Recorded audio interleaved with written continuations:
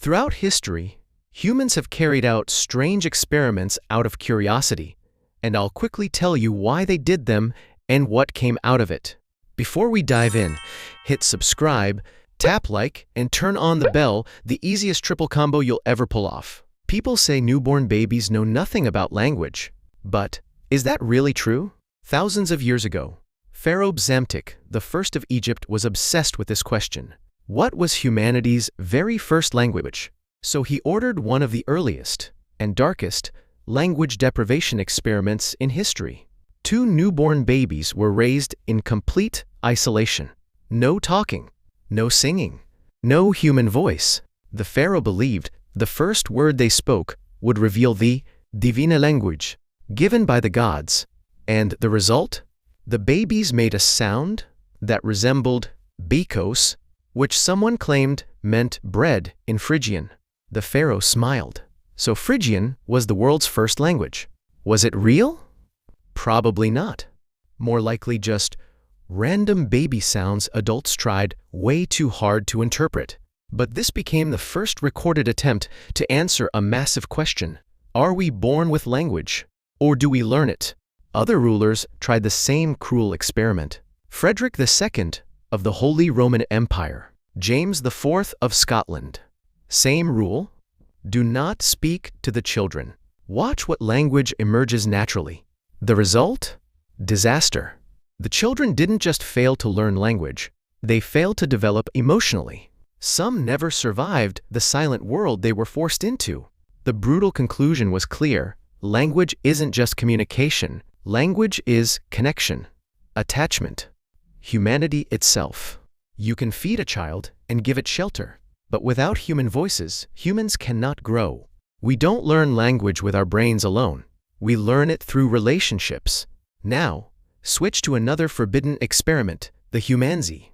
It sounds like sci-fi, but in the last century, scientists seriously tried to cross humans and chimpanzees. Why? Because humans and chimps share 95–99% of their DNA. Only 2 chromosomes different. People wondered, if the DNA is that close, is a hybrid even possible? Most scientists said no. Humans and chimps split from a common ancestor 4 million years ago, too far apart to reproduce. But that didn't stop people from trying.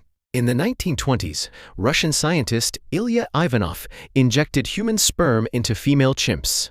The experiment failed, but the fact that it happened shocked the world.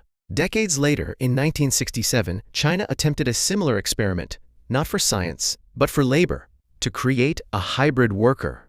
It was during the Cultural Revolution. Chaos everywhere.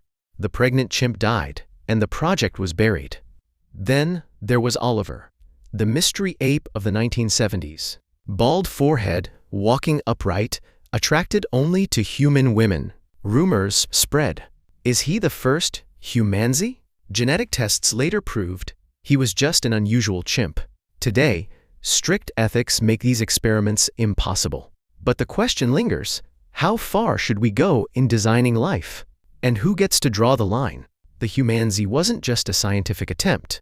It was humanity reaching for the seat of a god. Next, paradise. If someone gave you food, shelter, safety, and said, relax, no worries, would that be paradise? In 1972, behavioral scientist John B. Calhoun put that dream to the test with a legendary experiment, Universe 25. A perfect world for mice. Endless food. No predators. Clean, safe, warm.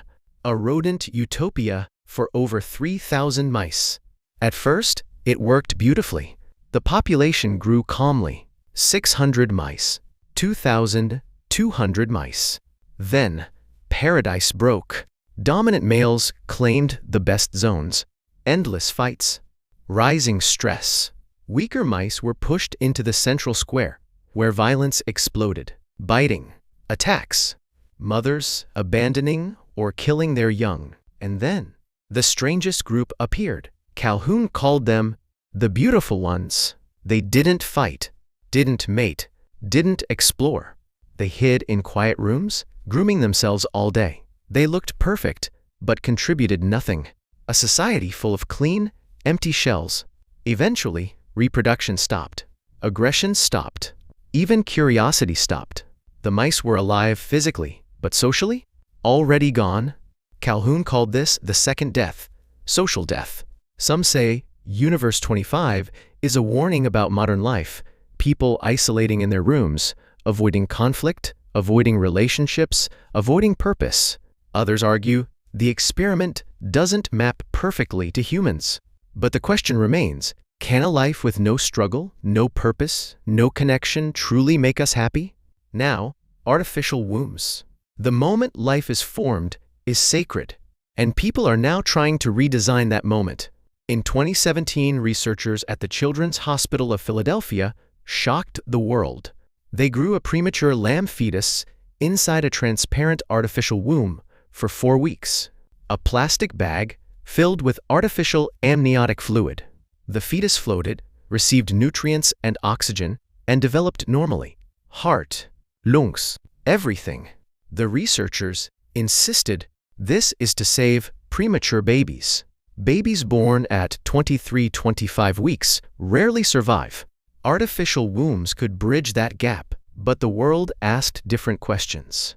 Is this really for premature babies? Or is it the first step toward outsourcing childbirth? Mass-produced life? Designer babies?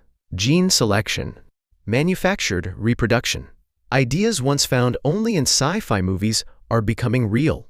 Technology is powerful and dangerous. We are moving from a world where we use tools to a world where tools shape us. Finally, artificial languages. Language didn't fall from the sky. So what if humans created a perfect one? In the 18th century, mathematician and theologian John Wilkins dreamed of a language without emotion, built purely from logic, a language as clean as math. It never took off. But in 1887, ophthalmologist Ludwig Zamenhof created Esperanto. He grew up in a divided city where people hated each other because they couldn't communicate. He believed misunderstanding, not malice, caused the conflict. So he made a language anyone could learn.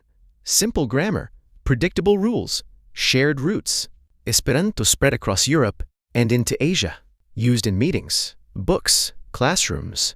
But history crushed it. World War I, World War II. Hitler banned it. Stalin persecuted its speakers. And still, it survived. Today, over 2 million people speak it. Online communities, Wikipedia pages, YouTube channels, it's still alive. Esperanto proved something powerful. Language isn't just a tool. It's the desire to understand each other. It may not have become the world's universal language, but its existence itself is beautiful because it represents humanity's attempt to bridge every divide. If you enjoyed this story, hit subscribe, like the video, and turn on notifications. I'll be back with even more fascinating stories next time. Let's stick to it together.